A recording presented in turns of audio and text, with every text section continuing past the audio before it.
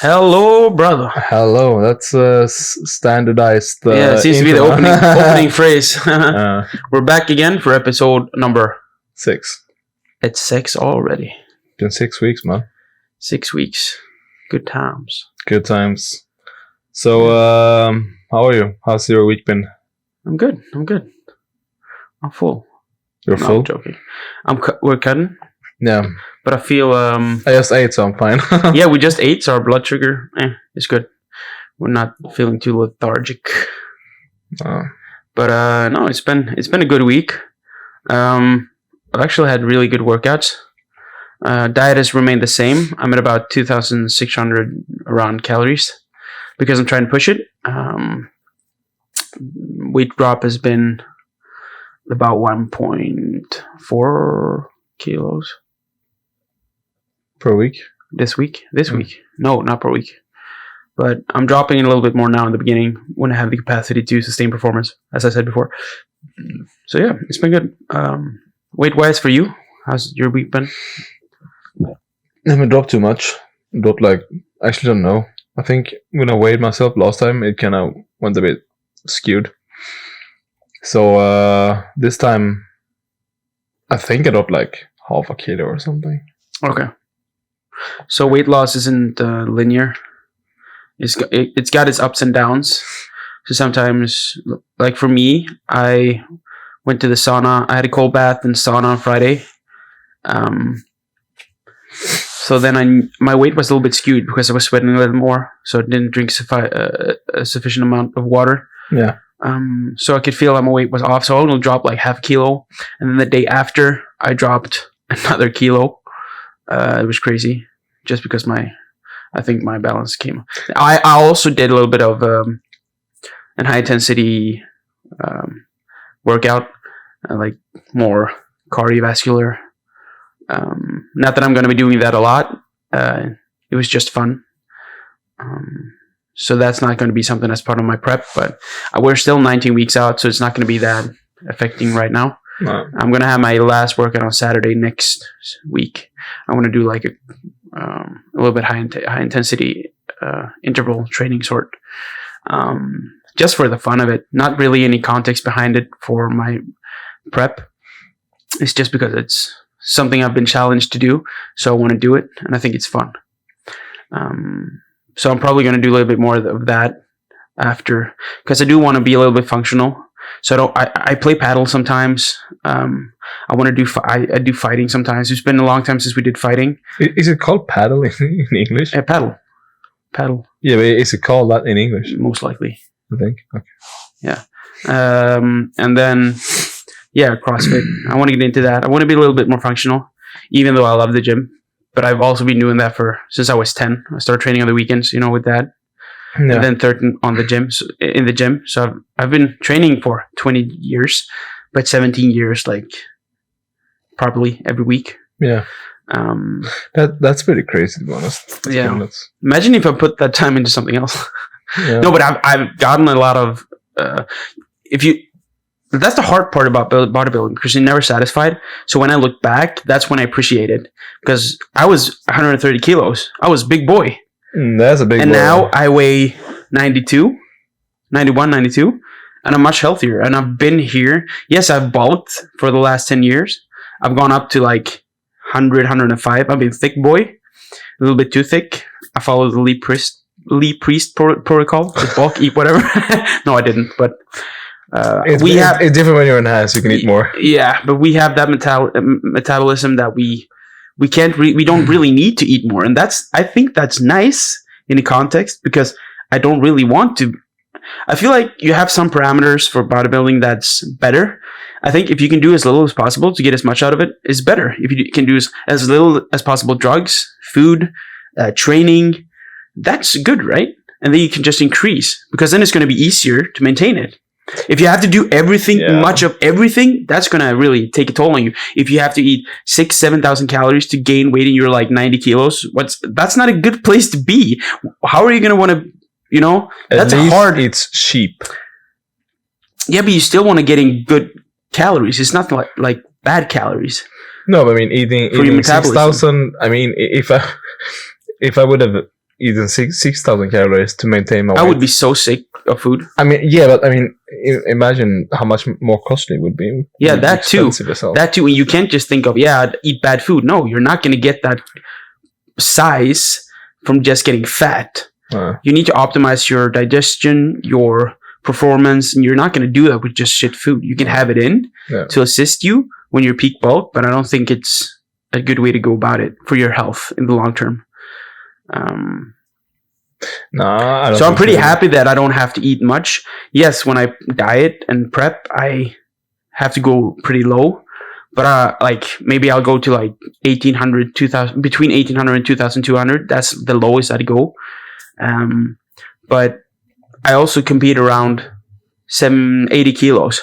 So that's about 176 pounds, I think. And I'm sitting here like yeah, it is 2.1 right now. No, wait, what? 2.1? Yeah. Yeah, but that's a bit low.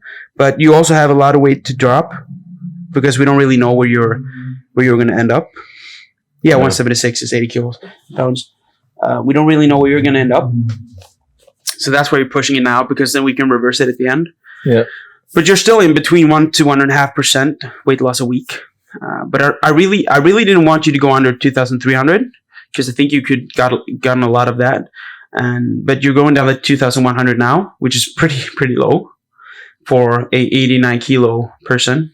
You're somewhere around 89, 90.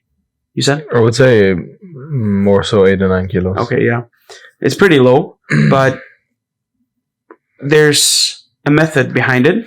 And as you get low, you really want to push for weight loss in the beginning and towards the middle. But when you get really low, your recovery capacity is really low. Your performance ability is really low. Your food is low. Your sleep's going to be somewhat affected.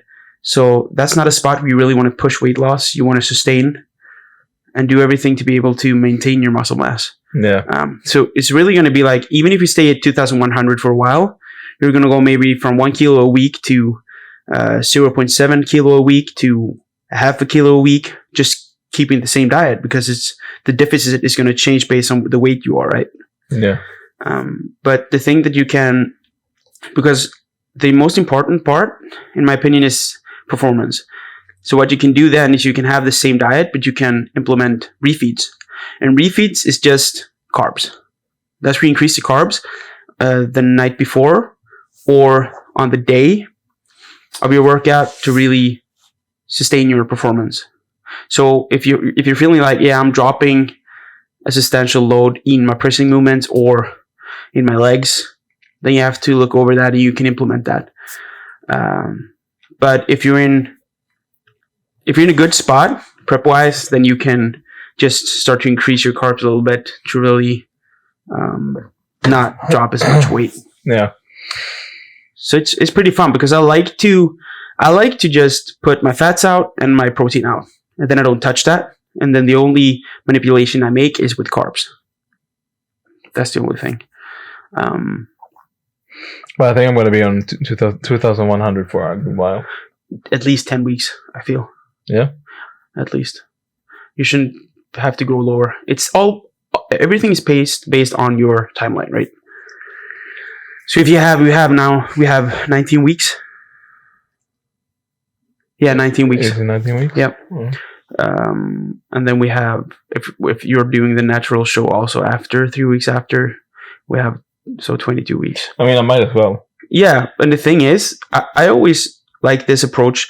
If you have a set date, of course, you have to take that into account and push for that. And then you have to manipulate your timeline or your calories, output, and input based on that.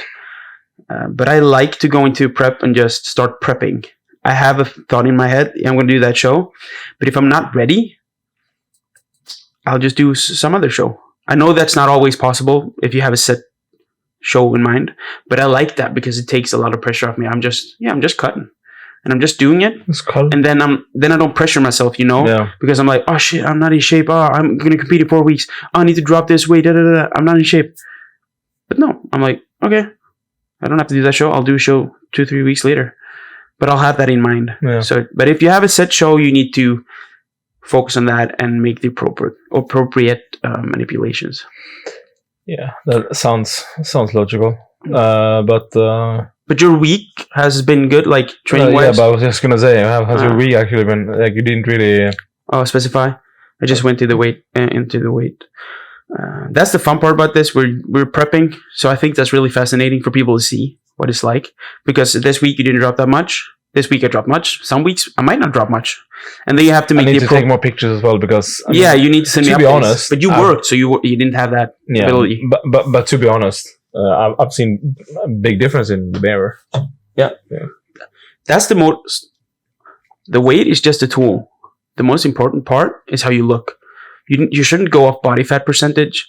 You should use those tools, but the most important part is what you look like, right? Yeah. That's what the judges are going to see. They're going to be like, oh, this guy looks hard. And whatever you have in your head, oh, this is my body fat, that's not relevant. Yeah. So you need, like I said, the last podcast, when your fattest muscle is hard, then you're hard everywhere. So everywhere? Hopefully. Well, on prep, your libido goes down, especially if you're really? enhanced. Yeah, your testosterone plummets when you're natural. So your libido, you're not going to have the same libido.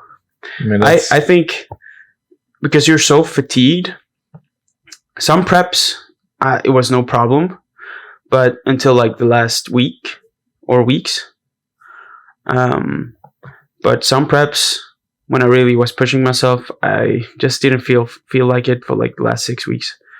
It makes sense. You're basically starving. Your body isn't really looking to copulate or reproduce. Yeah, it wants food.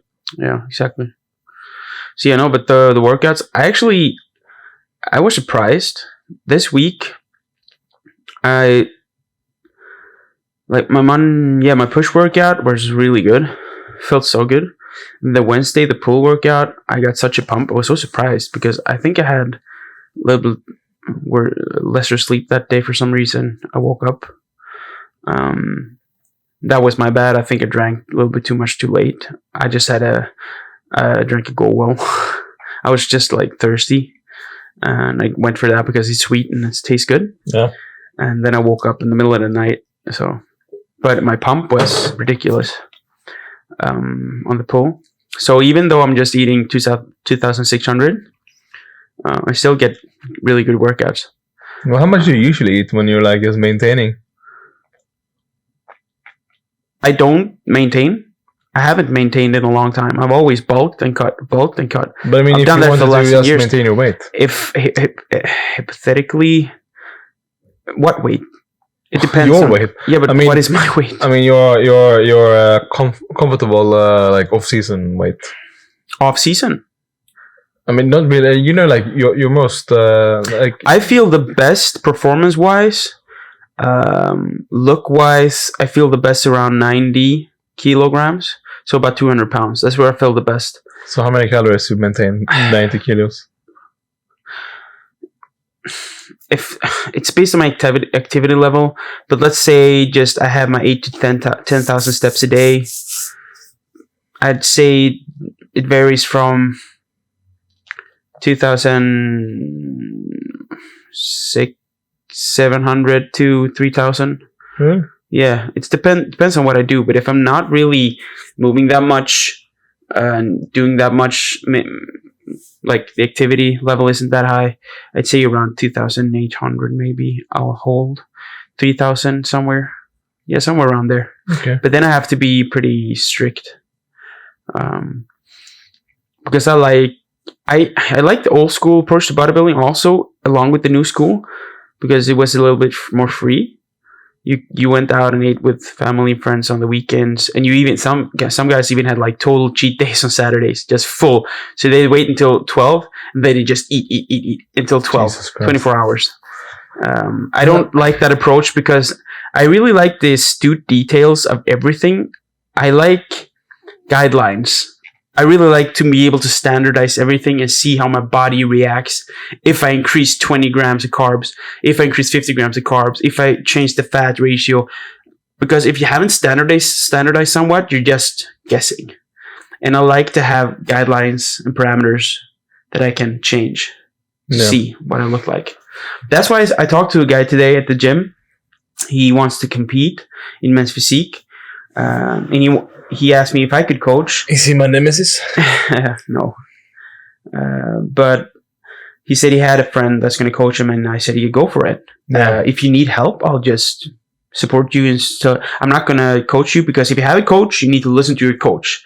It's never going to be good to listen to many other people. You have to follow that approach of the coach to 100% to be able to see if it works. Yeah.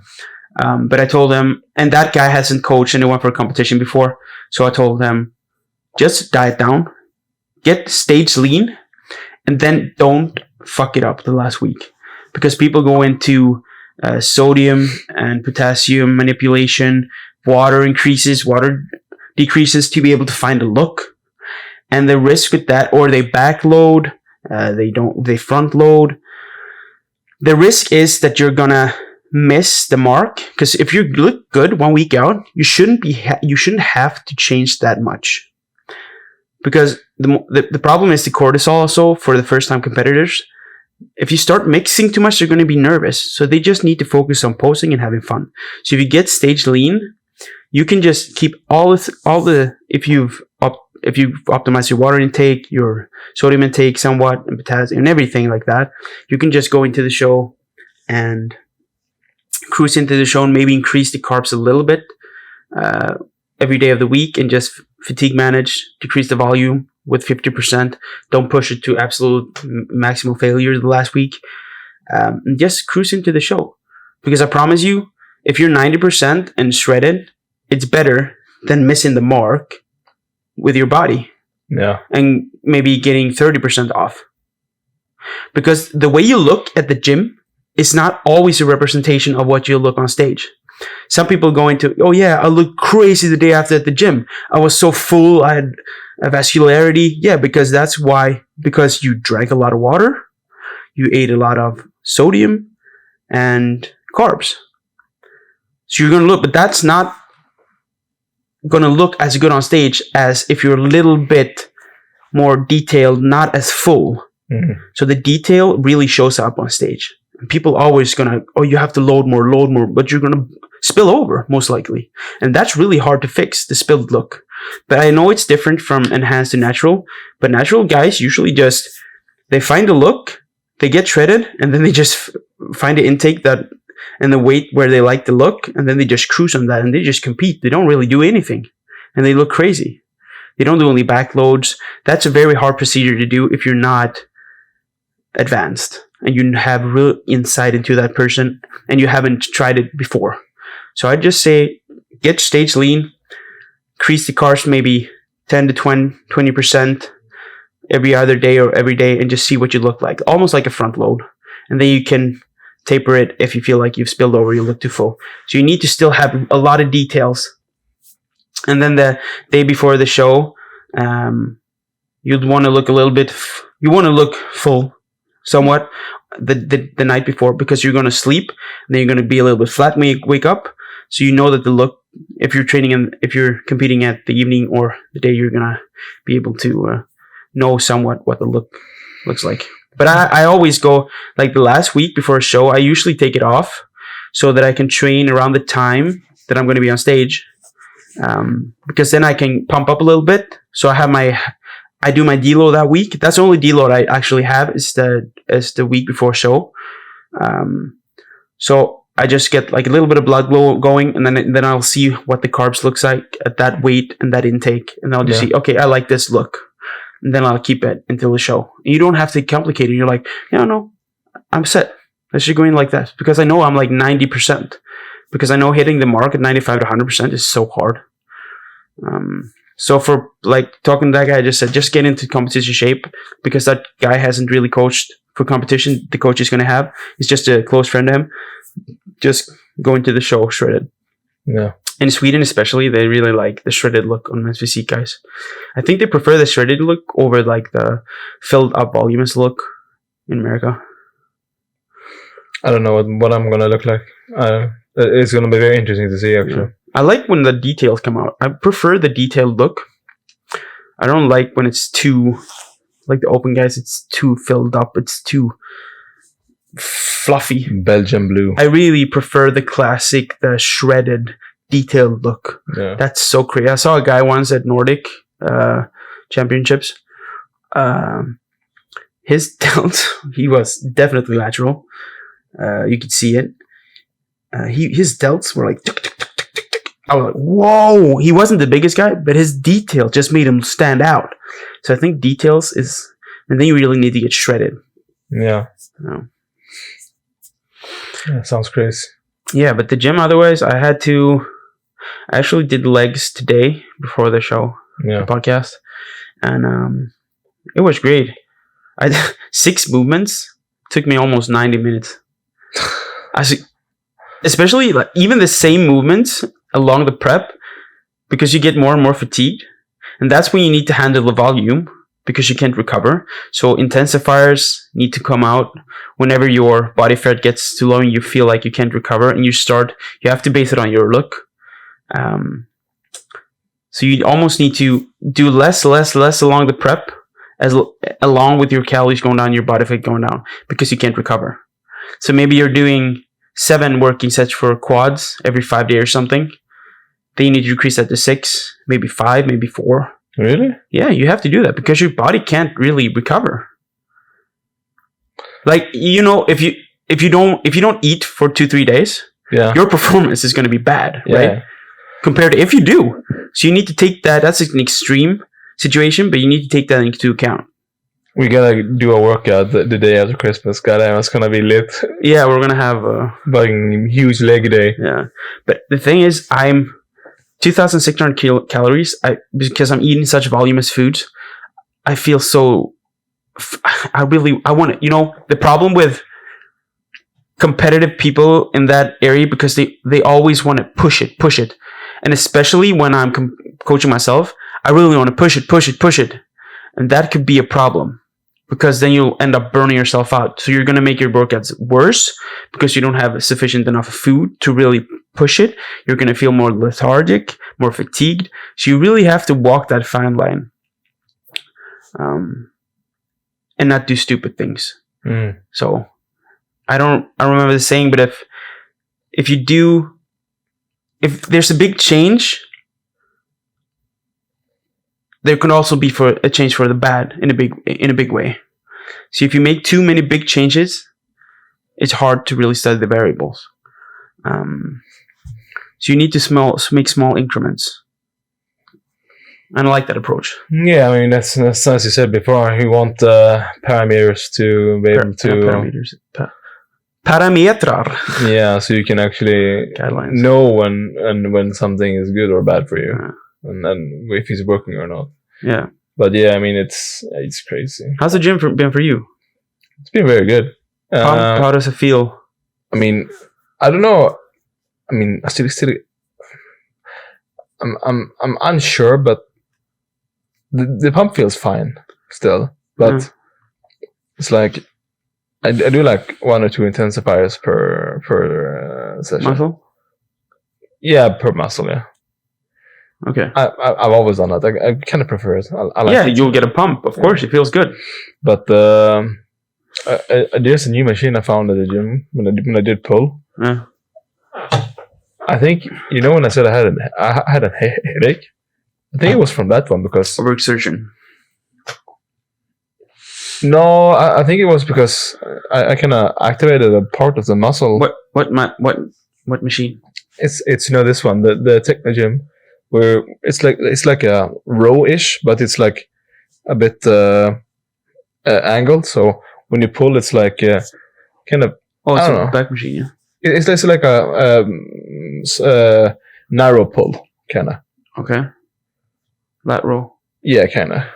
And it's like I always done it like with one arm, but I've been trying to do it with both, and that hits the spot so well.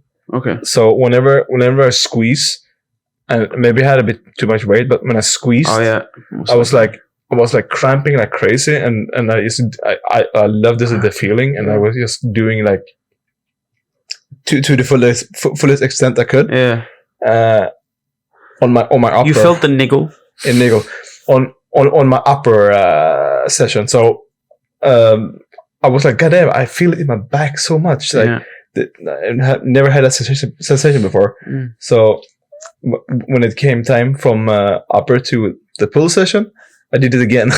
Oh, really? So I was like, I fucking love this. I feel like you need to rotate that. Maybe. Yeah, because I fucking love that one. So then when I was done and I was in the sauna, I was like, God damn, my neck feels stiff. I think you need to rotate. You can hit the same spot, but you need to do it with some other movement. Yeah, because you need to rotate, not the same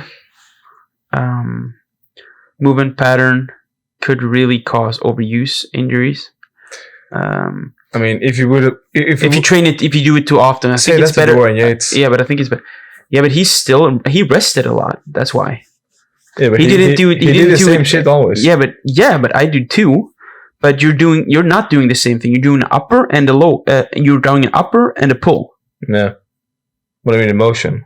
Yeah, why not change the motions? I mean, I do the same motion kind of on the upper lower esque because I'm. Shouldn't be. If you do, Dorian Yates didn't do that. No, but I mean, Dorian Yates trained his muscle once every 6 to 7 days. Yeah. Yeah, but he had the same schedule. But you have the same muscle part twice. Yes, he didn't. No, he couldn't do that. But maybe in the my volume is lower than his. No, it's not. No, he did one set all out.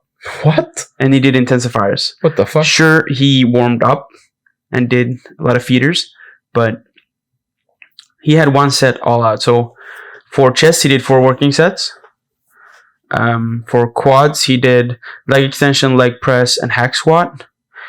For hamstrings, I think he did 1-legged hamstring curl and lying, and then seated calves, standing calves. I'm thinking about the blood and guts video. I think that's all he did, and then he did RDL or stiff-legged. Is it Dorian's pumping iron? Yeah, blood and guts in the basement in London or what it was. I don't know, remember where it was. But he did one working set each movement, but they were all out. Barely any of them were sub-max, but yeah, to muscular failure. Yeah. So for chest 4, so he did a lot lower volume than you, especially since you're doing more frequently, you're doing a lot more volume. Yeah. You have to take frequency into account when it comes to volume. Because if you train in a week, let's say, or 10 days, you train a muscle part 2 sets every 2 to 3 days, that's still going to be 6 working sets over a week, compared to him doing 4 for back every 6 to 7 days, right? So you're going to be doing 1 to 2 sets more based on your frequency. Yeah. So you have to take that in account with volume handling. But you didn't train legs because you were working, right? Well, I have You're gonna train my quad session. Yeah. Other than that, my ham spy session. Yeah, but you're gonna do men's physique, so you don't need. I worked. I'm kidding. I worked this weekend, so yeah, that happens. Yeah. Yeah, I mean, that's life. Life is life. But the diet feels good and all. Yeah. Feels decent. How's your hunger management? How do you feel? I'm not really hungry. I mean, of course, I'm hungry between meals, so I'm always hungry. Are? I mean, it doesn't matter. I don't know if I'm hungry really. I get hungry in the morning.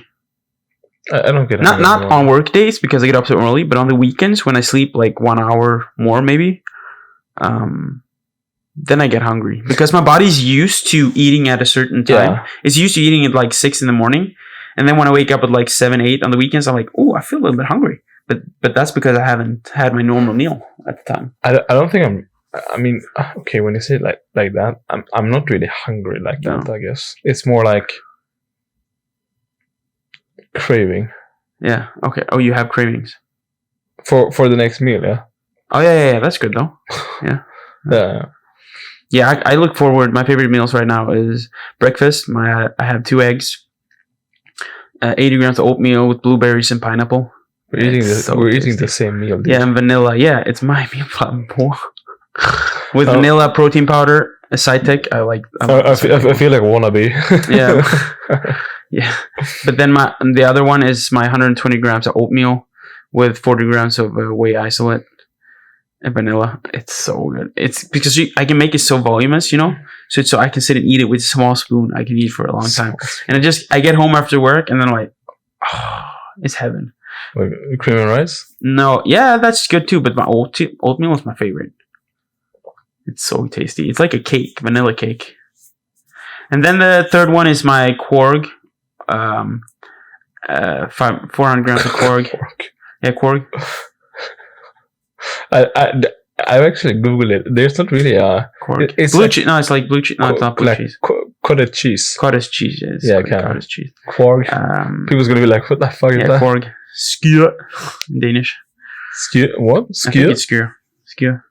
And then I have a little bit of cereals in there with a little bit of nuts. Yeah. Whose nuts? My own nuts. No, I'm joking. Yeah, so it's good. Yeah, it's actually pretty decent. I mean, I'm liking it so far. The only thing, my stomach isn't really used to your diet, so no, the fiber and. I mean, I've eaten. But you haven't eaten oatmeal. I have eaten. Not oatmeal. But oatmeal is kind of. So now you're eating like 150 grams of oatmeal a day. That's a big switch. 80 grams. Oh, you're not doing 2 meals? No. But I'm doing breakfast and. No. Oh yeah, you do cream and rice. Yeah. Yeah, but on my rest days, I switch out. I know, but the oatmeal. I like the cream taste and rice. of cream and rice. Yeah. So I kind of like it. Okay, but I switch it out because I get more fill from the fiber. Yeah. It fills me up a lot more, and I like the taste of it more than cream. It makes my stomach go woo. Yeah, but you're not used to it. But fiber isn't something that's bad. No. I had a question. I was kind of curious your thoughts on it. What? I've been thinking a lot about. Oh, is this a topic now? We're going into a topic for this podcast? Kind of a topic, but I'm curious because I've been so on and off on this for a good while, where it's about the dating market and whatever's going on. And how do you feel about like guys today when it comes to like dating and dating apps and stuff? How I feel about guys? Yeah, I mean their place in it. I mean, Oh, you're talking about like incels and. No, I'm talking about like just an ordinary dude who's not specifically overly attractive, like just normal guy who's not really overachieved.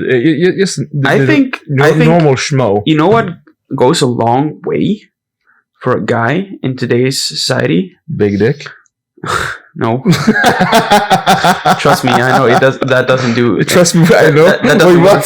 Trust that doesn't work. That's more like a detergent. No, get away from me! What the fuck? Can you see my hole right here? You can see my pee. Wait. I taped it. No, I'm joking. No, but a big thing.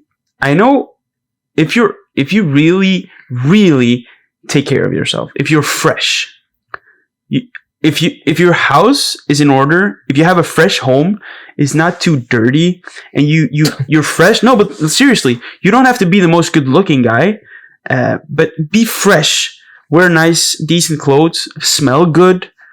If you do that, that's a big plus, I feel, in today's market, because a lot of girls, I think, go for the guy that is fresh. He looks good. He's clean shaven. That does a lot if you're fresh. If you look at a girl and she doesn't really take care of herself, it's a little bit of a turn off.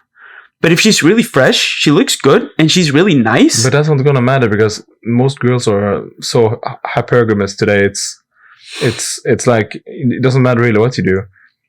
Most women today are more educated than guys because women have kind of an easier time actually getting a proper education because they don't have to deal with being a dude in their adolescence, testosterone and. I'm not gonna agree with you on that. I don't like. I don't. No, I don't like to. I don't like to talk in absolutes. It's not an absolute. It's just a general. I don't. Generalization, and I don't like. But there's the statistics. If there's statistics, I go on that absolutely. Because with higher probability, that statistic is right. Women are getting more educated than men overall. Yes. Like highly. Men are stupid, bum. We don't know anything. No, but it was like the midsection of like the midsection. I mean, not the overly achieving. It's like in the middle, women have an easier time getting into the middle. Like HR, office. Oh, you mean like that kind of job where it actually requires an education. Of course, you most likely want to look at a beautiful woman when you're at work. If you're in an office. You don't want to look you don't want to look at the qualified smelly fat guy. That's it. No, let's just take the girl that is almost as good. No, I'm joking. No, yeah. Because we were talking about dating. What were you talking? Are you saying that women are more educated, so they're looking for high quality men? What's your point? They're hypergamous. Okay. They are looking for the same or up or over them. Yeah. They don't go below. So, but is that a bad thing? For an average dude, yeah.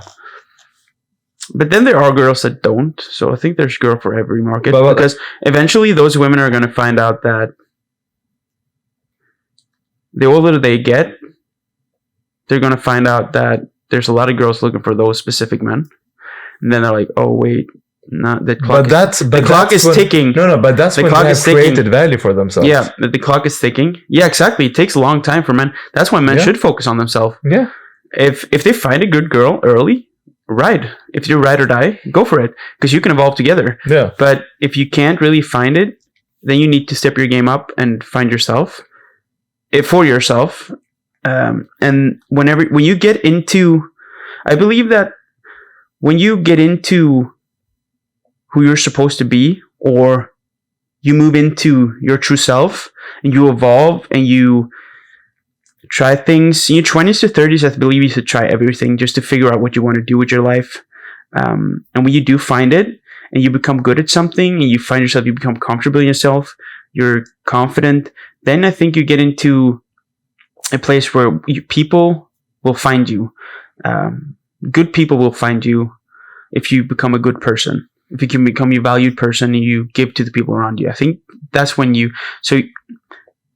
But that's men building value over time. Yes. But that's what they say about the value for men when they get over a certain age compared to women when they go over a certain age. So it's the paradigm shifts. Yeah, that's the thing. Like guys get more valuable, and then women decrease. So women are more valuable in the beginning, and they decrease. Not that women are unvaluable. No, but but you mean it's like in the market if you're looking at statistics. Yeah, but it's like how we're talking about fertility and having kids and stuff. Yeah. But have you heard about the term hoflation? I've not heard of it, but I understand it. How would you explain it then? Hoflation. Yeah. So it's a hoe. She's sleeping around with multiple partners. No. It's. Why would you term it hoflation? If that's not the case? It's gonna make sense. Our grandfather did not have to work as hard for the same caliber of woman that we have to work for as much, Back in the day, what podcast have you listened to in regards to this? No. I'm kind of like I'm getting a little in bit the manosphere. No. I'm getting a little bit worried right now because you're talking. I wonder where you get your. You have to be. No, but it makes sense. Where do you get your facts? There's so much statistics. But you listen to podcasts, I presume. It's more than a podcast. It's a lot of people actually. So you have to use your own brain as well. Yeah, I am. It makes sense. Okay. To me, actually. Yes. Continue. For an individual, for let's say 50, 60, 80 years ago, to find a woman, it's wasn't as complicated, or he didn't have to work as hard for the same caliber of woman back then. For let's say that you have to. But do you believe it's the rise of social media? I would say it's because now the pick is greater. I mean, it's what I said before. The thing is, women are hypergamous and they don't date below. But back in the day, you had people around you. You didn't really have access to as many people. Exactly. So back in the day, your neighbor was your neighbor. You knew your neighbor. Nowadays, you barely know your neighbor because you know so many other. But I mean, back in the day, if you were from the same town as another girl, and if you meet a girl, and if she you often stay longer with that girl, most likely, I mean, because that's the options that you have.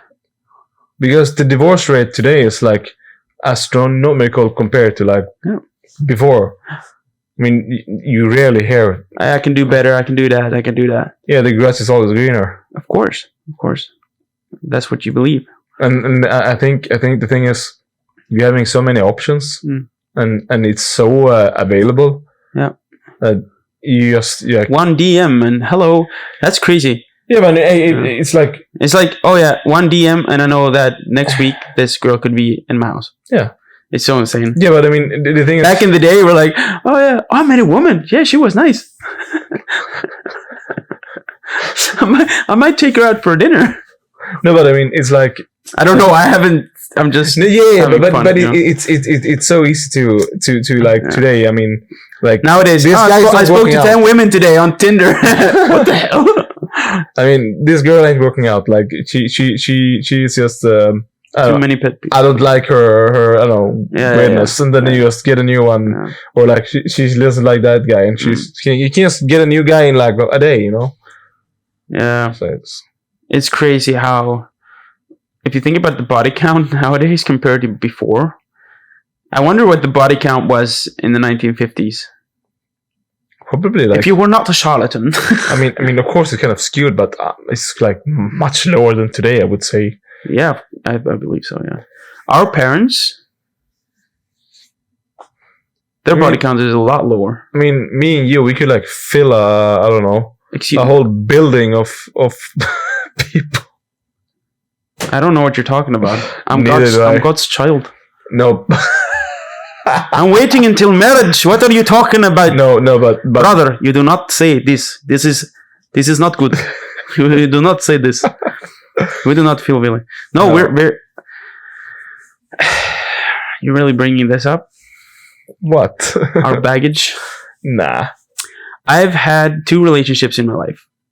Proper relationships. 3 years. And I had a whole phase, if you can call it that. I was like, I had a whole. I had a whole phase from 23 to 25 where I was really seeking validation from girls, and I have never been a douche or bad guy. I believe I've never been told that. I always wanted people well. No. But for some reason, I was seeking validation, and when I got that phase ended. And sex for me was just something object. It was an object. I didn't really, and that I learned from it. So I'm not supposed to regret it because I learned a lot from it. But I miss the person sometimes that was beneath the objectification of women. And that's something I regret because I met a lot of really good women. But I evolved. And as a 30-year-old, I'm happy. I wish I was this mature when I was 23, so I didn't have to go through that phase. But things happen for a reason. But it's kind of crazy that your brain is even evolved properly. Yeah, your prefrontal cortex when you're 25. Yeah. So yeah, it was after 25. Then I was like, oh, why am I doing this? My brain is done. What am I doing? I'm done cooking. I'm not wasting, but I'm spending so much time on women that I'm not spending time on myself. What is going on? Why am I doing this? But that validation, I felt that too. It's like, you know, it's not so much the act itself, it's more the feeling after. Yeah. Yeah. Yeah. No, that's crazy. I'd be like, how was it? Did you feel it was good? Yeah. Because I wanted to be the best they've ever been with, and that's so crazy. It's so insecure. I just wanted to be the best, you know.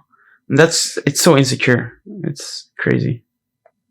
But they're just like, I mean, that's but you're missing the point. You're missing the point between being with a woman, being in love with a woman. That's such a beautiful thing, and then it becomes so special. Sex becomes much better as well. It's sex is so special when it's with someone that you really love, and I feel if I wish I knew this when I was 23. I wish, but I didn't really look. I didn't know. I hadn't been told. I hadn't really about it. But now I know, and I wish that I knew it back then. But I guess that's life. No, you live, you learn. Yeah, because people can tell you things, but you're still gonna have to walk your own path and learn. And then you'll realize what they said was true. Most likely, tries to teach you life lessons. Yeah, but then it doesn't really connect. Yeah. And then you do it once maybe, and then you're like, wait, in retrospect, he was probably right. Yeah. And this is what he meant. Yeah. Instead of having to do the same mistake over and over and over again. Yeah. So.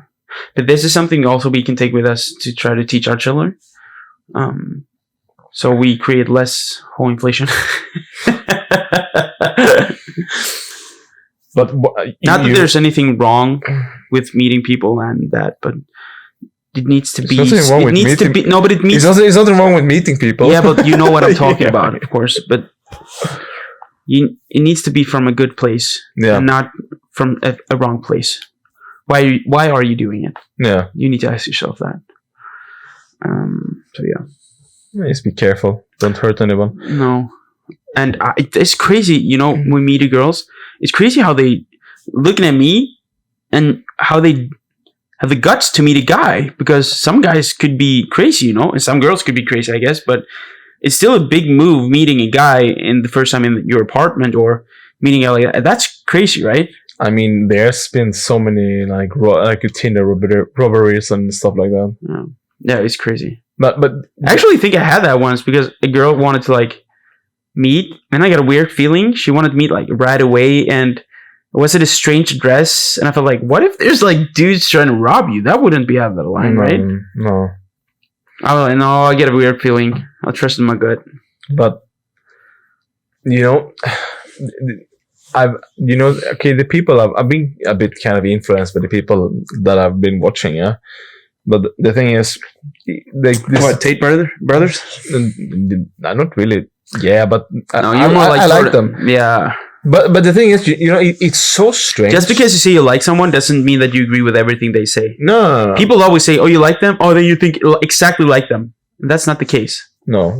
I mean, if you like someone, maybe you like their overall image, but then again, there's some things. I mean, they say that you don't agree with. Like, I mean, AI nowadays is so crazy how they can manipulate what people say.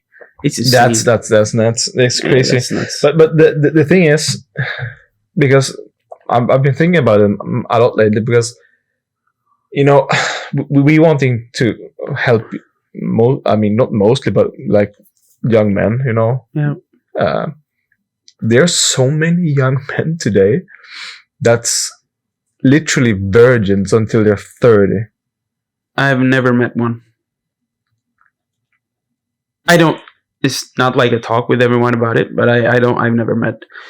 I'd say I don't remember the statistics, but it's for every guy there's a girl, right? Most likely. But the problem is not like the generation that's been growing up with, you know, with Tinder and these dating apps and social media, they are big booba man. Stop training. No, but they have literally they have booby man, big old titties. No, but they literally have like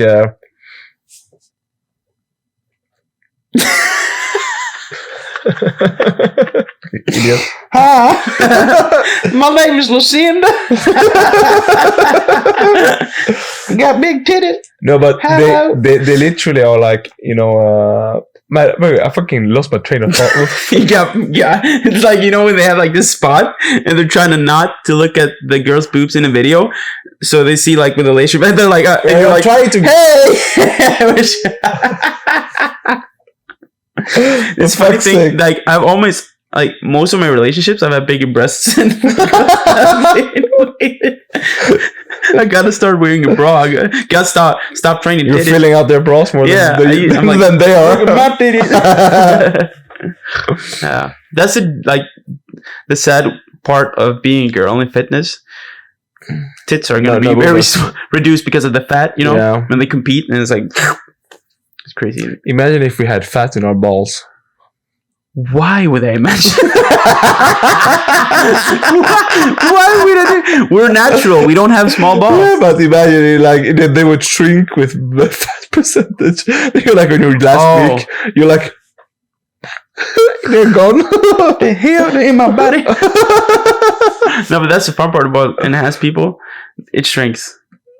Gets the production. The balls? So yeah, they just become like penis. I don't know. And that's where you can see, I don't like, imagine if you drop the draws on every guy competing at a show. And show me your balls. And I gotta see your ball sack, sir. I'm like, alright. Definitely natural. Oh, what the hell? What the fuck? They're inside my body, sir. He's like, boop, boop, boop, no balls. And then you can see the natural balls. Boom, boom. I don't know if it's someone coping with it, but I heard some dude say like, hey, the balls may grow, but the shaft... the balls may shrink, but the shaft grows. I'm like... No, it looks bigger. Because the balls are so small? Yeah, because the PP is just based on the volume that is inside of it, the blood volume, right? If you have more blood in your PP, it's going to be bigger. What the fuck? More blood. More blood! The more blood you can get in. That's why Cialis and Viagra increases the blood flow, right? So the amount of blood that you can get in, I believe. What's up doing that? I'm not a PP expert, but that's my takeaway from it. So your amount of blood volume that you can get in. So this just you have what you have. But I know some people said like growth and that could, but it's not like the PP is a muscle. That can grow. Yeah, if you could work it out, that would be insane. I just think it's the amount of blood volume, and I mean, your balls get smaller, your peep is going to look bigger. But if you have ginormous legs, your peep is going to look smaller. Because a skinny guy that has really skinny legs, his peep is, if it's the same peep as a guy that's got like gigantic legs, it's absolutely going to. So that's my excuse, I guess. You don't have that big legs. Fuck. I do. Oh, baby. Stop. That's what Arnold said. You remember what he said in an interview? No. So, Arnold, why did you get into bodybuilding?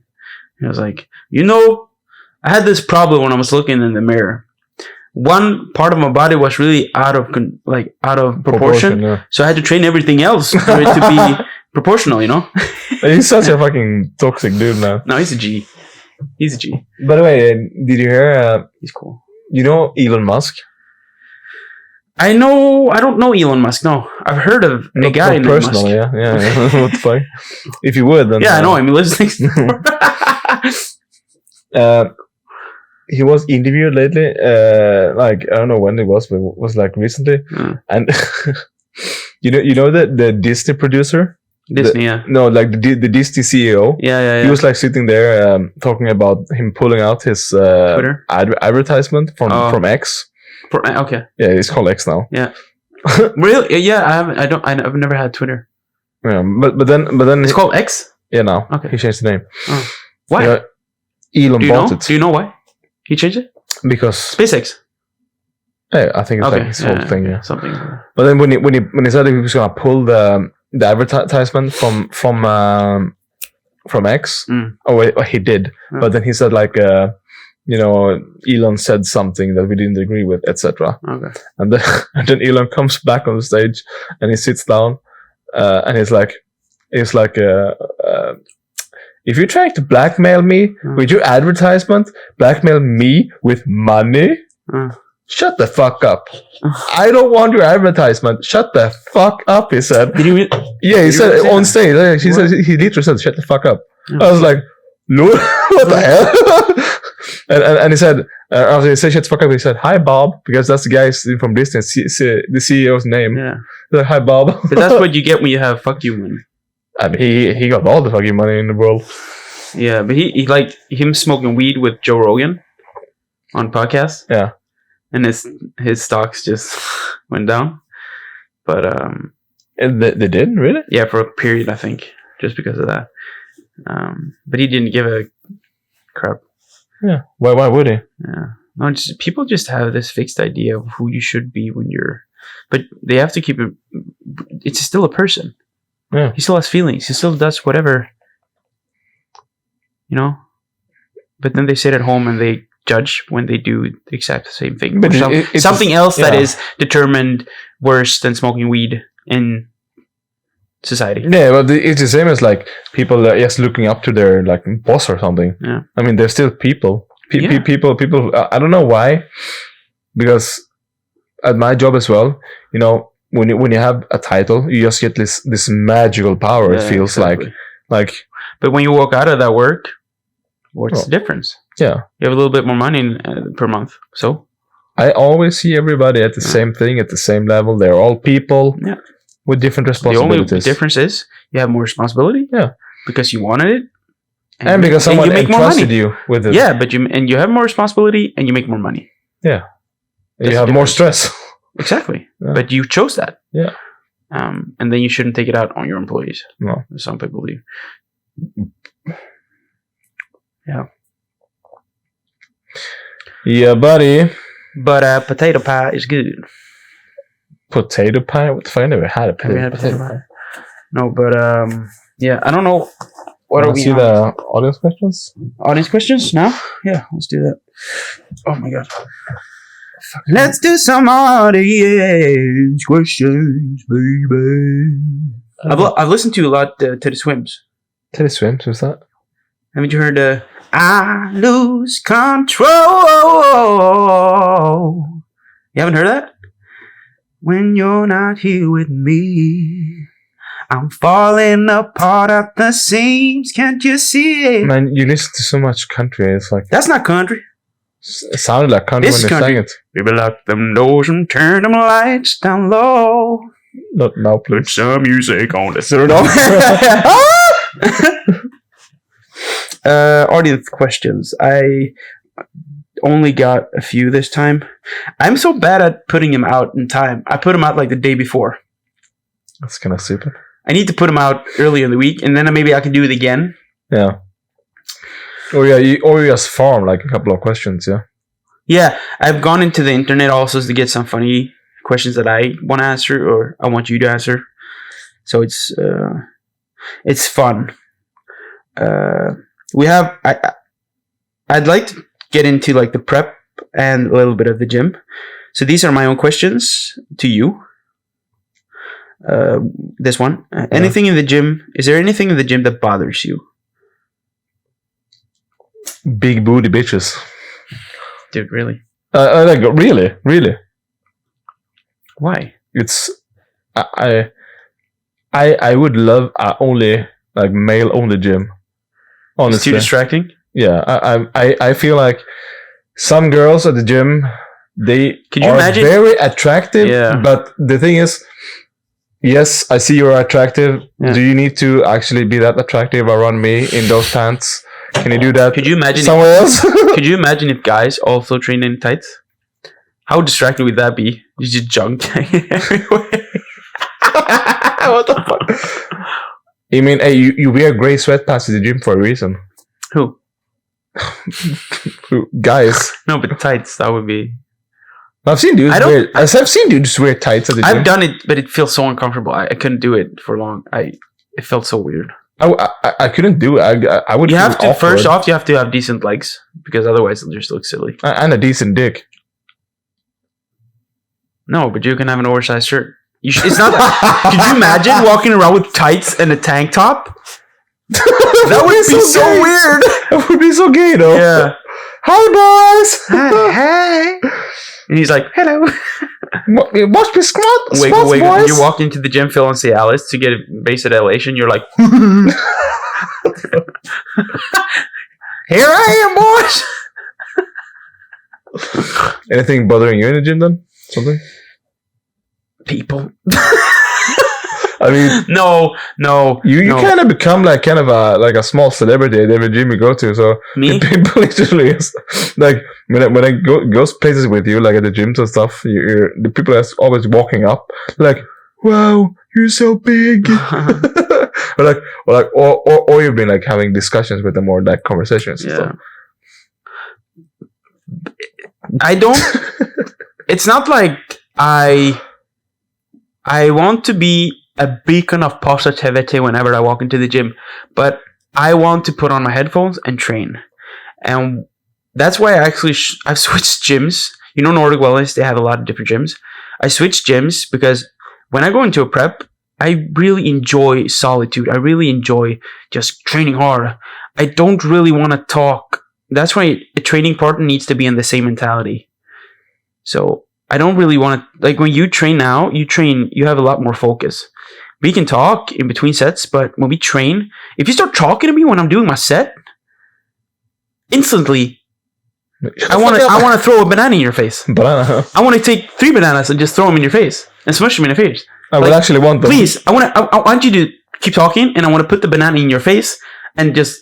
I want more calories. Yeah, but you know, it's so aggravating. Yeah. Please, I'm trying to be a good guy, even when I'm prepping and I'm low. Yeah. I always have a smile on my face. I try. I force it. I have to. I want to be a good guy. That's just what I love, to be nice to people and show as much love as I can. But at those, you've worked all day. Maybe you had a bad day of sleep, and that's maybe a bad day for you, or something has gone on in your life. You really have to focus on being grateful to be able to have a good attitude. Most people can pick up on that. You're prepping, we understand. But usually I put my headphones in and I see people and I'm like, I say hello, I wave, and I say, good? Yeah, it's good. Okay. But then I notice sometimes people get close. Like, I was training this Wednesday and a guy, I think he was there talking to us when we were filming in the Nordic. Yeah. You know, one of those guys. Yeah. And he was talking to me, and when I was training, he just came up and wanted to spot me. And I was like, but he didn't really, because I didn't need help, but he was still there. And I noticed him. I'm like, does he want to talk or something? And then he came close, and then he started training close to me. And then he got eye contact with me. And then I'm like, hey, everything's good? He's like, yeah. How's it going? You're not filming today? And we started talking. And he got some tips because he wanted to know what he was going to do with his calories and so forth. He was trying to gain weight, and what I felt was a good spot for him to be in calorie wise based on what he looked like, the weight and his performance and training. And he said he was doing a bro split, and I recommended him maybe doing upper lower, push pull legs, upper lower, because of the frequency. Because he wasn't that big. It was like 79 kilos, but he's somewhat tall, so he looked good shape. But yeah, that's usually what happens. We start training about training. I start talking about training. Training about training and training. Train. So yeah. But I don't know. When you have muscles, I think it's the same in every aspect of most sports. If you walk into a dojo, you know, when we were younger, the headmaster with you naturally walk up to him. I do. Yeah. You know, because it's like, that's the guy with the most. You think people see you as a headmaster of the gym or something? That's not what I said. My son. Yeah. But they walk up to the guy that seems like he has the most experience. Yeah. If I have a great physique, they want to talk to me. Like, oh, you have a great physique, because maybe they could just get into the gym and it's fascinating, you know? Like, what can I pick out from you? That's the same thing that I did. When I started training, I went to the guys that were the biggest, like, oh, what do you do? Can I work in with you or train with you sometime to see what you do? Because I wanted to learn. And if you don't have that mindset, the growth mindset, you're not going to be the best that you can be. I trained with all the biggest guys and the best guys at the gym. And I picked out. That's why I can coach myself now, because I've always had that mentality. If I want to learn something, I'll listen to Lane Norton. If about nutrition, John Jewett, Dr. Joe. if I want to learn my training, Ben Yanes maybe to optimize biomechanics. The guys doing it that are at the top. I've never had that, by the way. Someone a couple of times, but not in your scope whatsoever. But I've been doing this. I've been competing for 10 years. It's different. Maybe when I get a bit more shredded, they're going to be like, if you walk in, they are drawn to the physique and the strength. You'd see when I do in this small gym, right? Strength wise, I've trained with a lot of people that I'm somewhat the same strength as, and most of them are enhanced.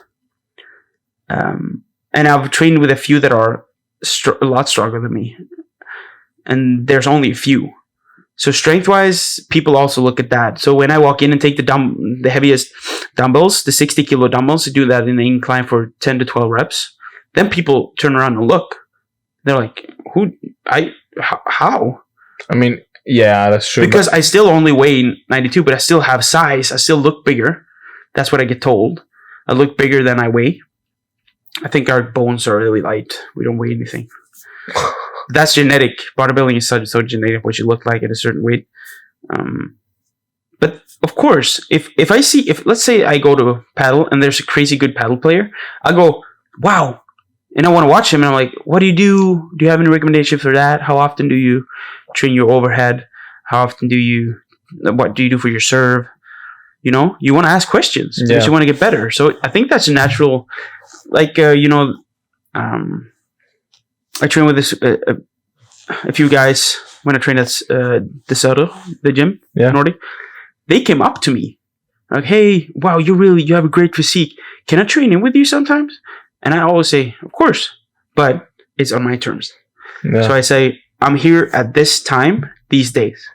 If you want to come. I'm going to start training at 6. If you're not here, I'll start training. If you're there, we'll train together. And sometimes I've had 3 guys train with me, sometimes even 4, and then I have to split them up. So you really are sensei? Oh, sensei! No, if you listen to the last podcast, you know I know nothing. You know nothing, Jon Snow.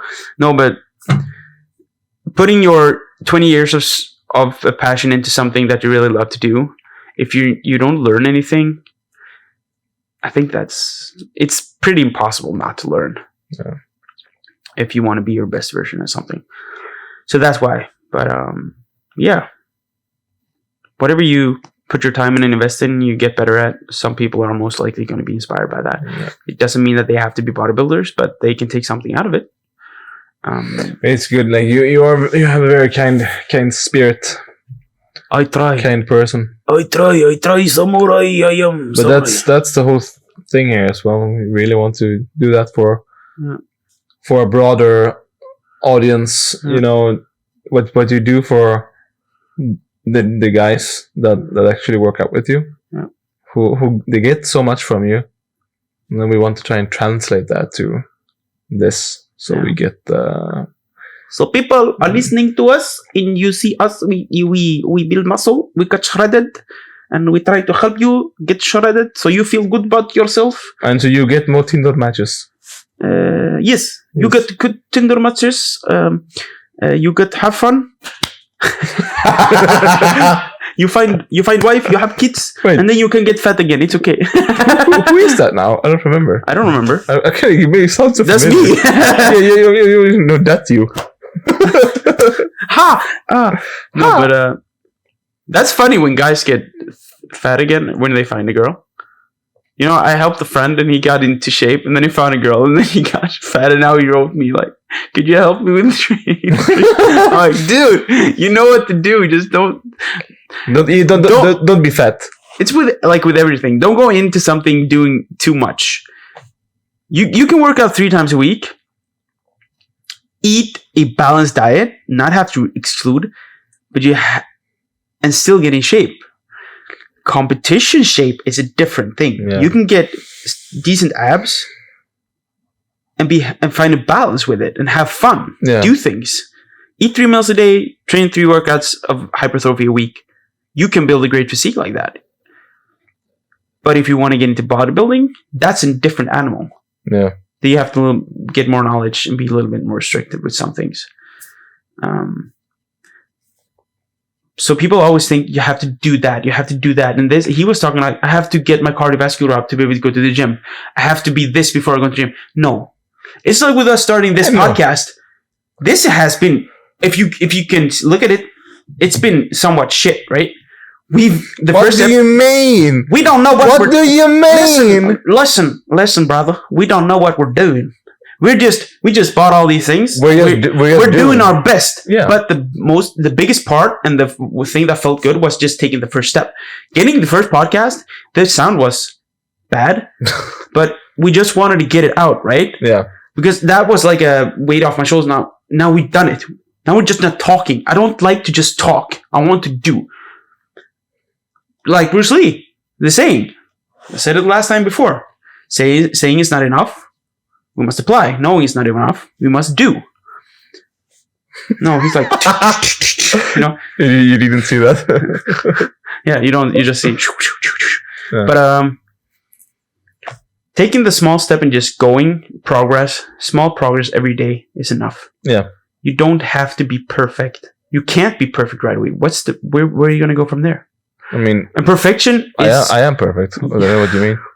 As long as you feel like that, boo-boo, yes, I love you. I'm a special boy. In my eyes, you're my perfect brother. What the fuck do you mean by that? I don't know what perfect even means. You're my perfect brother. Sweet home Alabama. Lord, I'm coming home to you. You know what I've been thinking lately? You've been thinking? Fuck, I lied. You know, I can smell something burning. You know, ethnically we have like a African, a little bit of an African background. Do you think maybe our genetics are like a bit from that part? Yeah, we got skinny calves. What? No, you have skinny calves. Dude, don't. Dude, my calves have been growing like crazy lately. I don't know what the fuck you're talking about. The viewers can tell. What? They can't even see it, you know? No, but I have decent calves.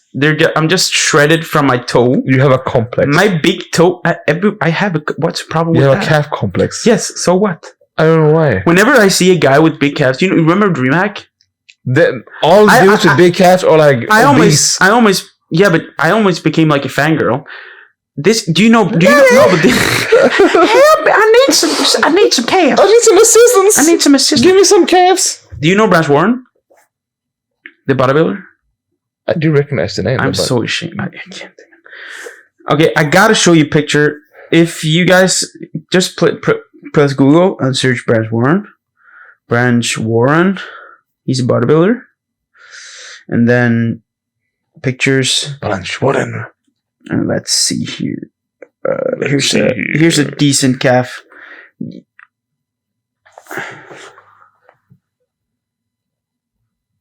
Man, that guy is thick as fuck, man. His calves are like cows. I just gotta find I don't want a rear pic. Yeah, but he's got insane calves, anyways. But anyways, at DreamHack, I saw this guy. He looked like a lumberjack. He was so thick, but his calves looked like Branch Warren's. That's why I brought up Branch Warren. Yeah. I was so impressed. I was like, "How are they? Wait, what do you do for your calves?" He's like, "Oh, I don't even train them." I'm like, I kind of want to hate you. I'm like, I kind of want to hate you, but I can't because your calves are glorious. He said, even when I train them, they don't grow, and when I don't train them, they stay the same. Dude, he literally trains them every day by walking around without body weight. Yeah, of course, but still, it's insane. Yeah, but he was thick. Thick as hell. I don't know. But I have genetically, I have a propensity for. I have my lats grow, my quads, my legs grow, but my calves barely survive. They're okay. They make it. They pass. Hang on. Yeah, they're hanging on by a thread, you know. Yeah. Let's do one more question and we wrap it up. Wrap it up already? Do a fun one. Let's end on a fun note. Let's not do this thing then. I wanted to ask you weird things you've done during the prep, but I want to take that in context. Have you, like, with what I've done during a prep, that's weird. I mean, I haven't prepped that much, but I mean, I can say this is your first proper prep. Yeah. Yeah. But you do weird stuff. Like, I do weird stuff. I remember whenever you like a bit into the prep, and then you just. I remember me sitting and eating something. I don't remember what it was.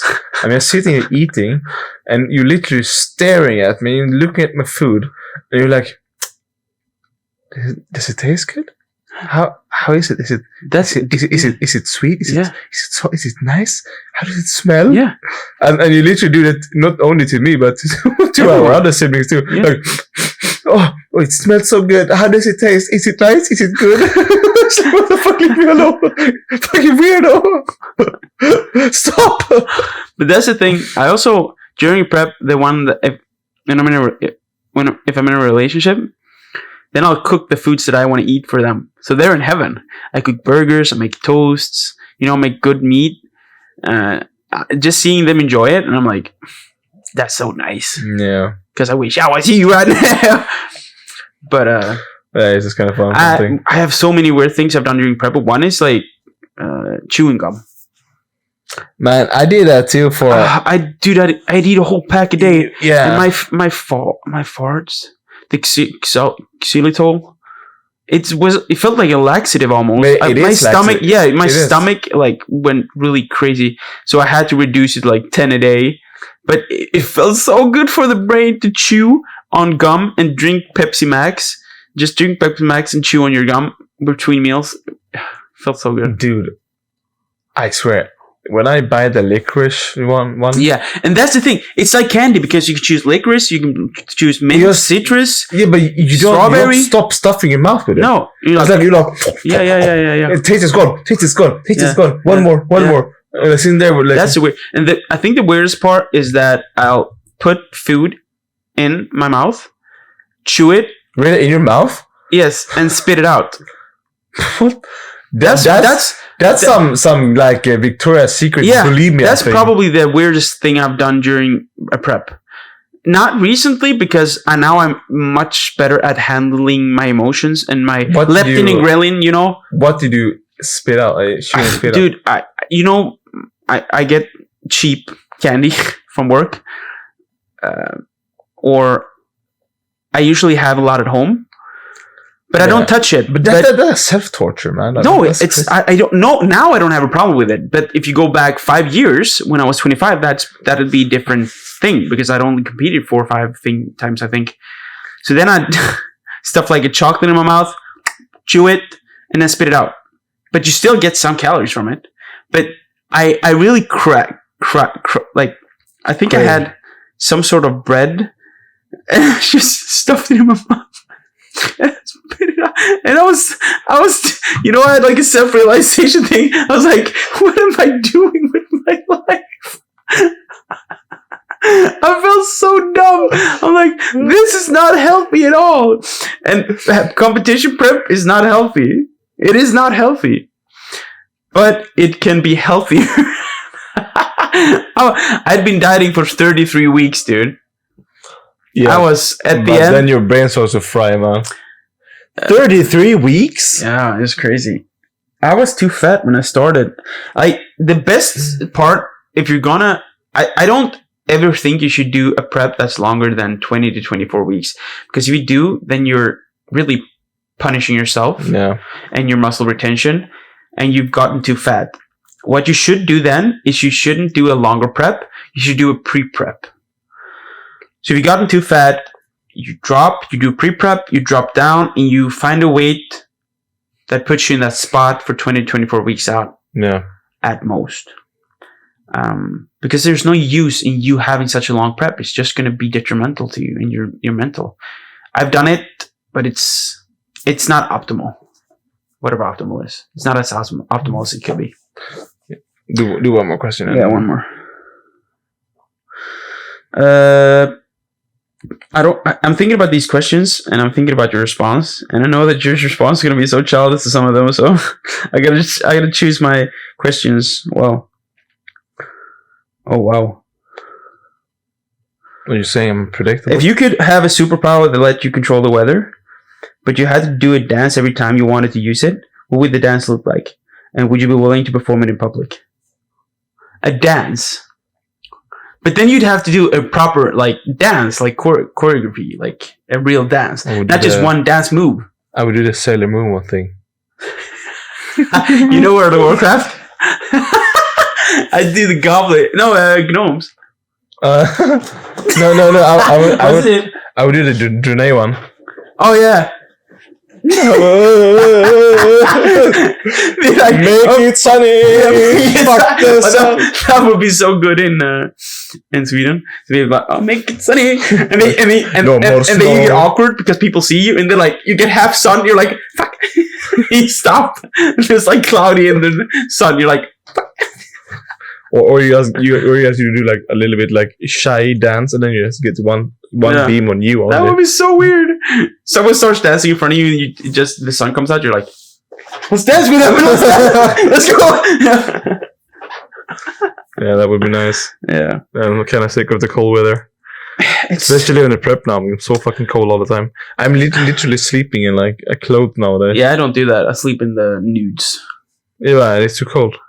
I know. I mean, you have someone to warm the bed with you. I don't have that stuff. I'm alone. No, you know what I do? We fart? Yeah. No, I'm kidding. No, I'm not kidding. I gotta try that. But you gotta really tuck that, and you're gonna be like, and you know what? You also pass out from the smell, so you're like warm. Dude, I literally have 2 blankets, and I literally blanket. Yeah. stuff myself. So I have clothes, and I don't know. I'd like to see where your brain goes with this. If you were alone in this earth, what would you spend your time doing if you were alone? I know it. Don't go for the childish option. You can't do that forever. Okay? Wow, that's what I was supposed to do. You can't do that forever. I mean, so it just says all people just disappear. Let's just say like it's with the Avengers. You know, Thanos just does, and everyone goes away instead of half. What the fuck would I do? I would go insane. You'd be like, first of all, I would go eat all the food before they go bad. You know, like people like doing cooking stuff and like half done burger. I'm like, you know, that would be so strange. Yeah, let's go around, eat stuff, and then I don't know, watch all the movies. Watch all the movies. I don't know. Do something. Just play single player games. I'd get. I don't know. Masturbate a lot. Would you travel? Could you getting a plane? You're like, I just crashed. Wow. I mean, I would die. How would you? Oh, you know. I would like sitting in a train. I so drive the train. You drive a car. You drive a train. You drive a car. Yeah, exactly. You drive a car. You You just go out to the street and I just sit in a car and I just drive around like crazy. Oh my god! Could you imagine? Like crash and I just die. I just thought about all the animals that would starve. They'd find a way to survive, I guess. Animals? Yeah, so I'm alone with the animals? They're not humans. You'd have so many dogs. I would have all the dogs. All the puppies. Yeah, I would like run around like have the biggest pack in the world. Be like 5 billion dogs. Yeah. I'm like running around with them. That would be crazy. So yeah. What would you do? I don't know. I'd probably just masturbate. No. Most likely. No, I don't know. I think I just explore. I just explore a lot. Like walk into different homes and houses and just see how nice the people are. No, but how fascinating some people are. You know, like the rich, like castles and stuff. I'd walk into castles. I'd want to go abroad, but I'd have to drive there because I can't drive a plane. The optimal would be if you're a pilot and you're like, wee, flying around the world, and then you crash. My brain just went weird, man. Yeah, let's not get into that. I would go into a sex shop. No, get all the biggest dongs, rubber dongs, and just like throw them like spears or something. Let's cut that out. What are you talking about? What would you do? Why would you do that? I don't know, my brain is so weird sometimes. I don't know why it goes there. I would be so fat. I mean, why would you not be? I'd get I'd get like, I go to a dealership and I'd get like a Lamborghini or a really crazy car. Could you imagine how weird that would feel? You go into the office, you're like taking the keys. You'd feel so naughty. You'd be like, okay, I just got the biggest car out here. You're like, let's do this. I mean, like go to like America and just drive like monster truck or something. Just drive monster trucks and how would I get to America? Swim? I don't know. Take the boat. Yeah, dude, the boat. Do I know how to drive a boat? I mean, it doesn't really matter because you just. I'd be stranded at the ocean and be you just drive it, and then I mean, if you crash it, it's like, oh, okay. It's not like I know where to go. I mean, to America. Yeah, but I'm like, okay, I'll follow this direction here, and I go there. I'll go over. Okay, I'll go there, and then I'm like, where am I? I mean, most likely there's GPS on the boat. Yeah, but everything. What would happen to technology and? I mean, nothing for the first like month. I would say. I think everything. I have would no work. Wi-Fi here. Everything would work. Yeah. But alone, that would be so depressing, you know. Yeah. I mean, you would most likely kill yourself after like a year. I think. I don't think you can actually. Wait. Whoa! That would be, dude. What if you were a scientist and you cloned your own? If you could do that, then Baby Nicholas is all everywhere. No, but I'd find how would that work? Could you do that? Like with the eggs from a woman? How would you? Oh yeah, there's a lot of frozen stuff, you know. You can start to create people. I wonder if you could. Yeah, you'd probably be able to do that. Then you would be the Allfather. Yeah, I'd create a new civilization. I am the Lord. Oh no, you don't use frozen sperm. You just use your own sperm. So, yeah, initially, yeah. So you only—they're all my children. So yeah, I mean, what I said before, you masturbate a lot. This is starting to feel like a cult. So then you just start to like yeah, you'd create your own. Inseminate all the eggs. Yeah, and then you have like 5,000 kids. Oh wait. That would be weird. It'd be such incest. So many gingers, man. I'm not. yeah, that'd be crazy. I don't want to live in a world like that. Yeah. On that note, I feel like he feels very tired. My brain is fried. You felt like I felt that, like, you know, when I was sick, I couldn't find the words in English. Yeah. I usually have the opposite. But I help people find the words, and I was like, what's the interrupt? What's happening? Yeah. But that was it for this episode. Yeah. We have free time. I talked about it last time too, but I'm so excited about it. We're gonna do so much. Yeah. So it's gonna be a good time. Yeah. Gonna pump out some content. Yeah. Yes. So have a good one. Yeah. Well, follow us on Instagram, Young Pure Brothers. We're on like literally every platform. But yeah, follow us. Have a good one. Big love, everybody. Peace.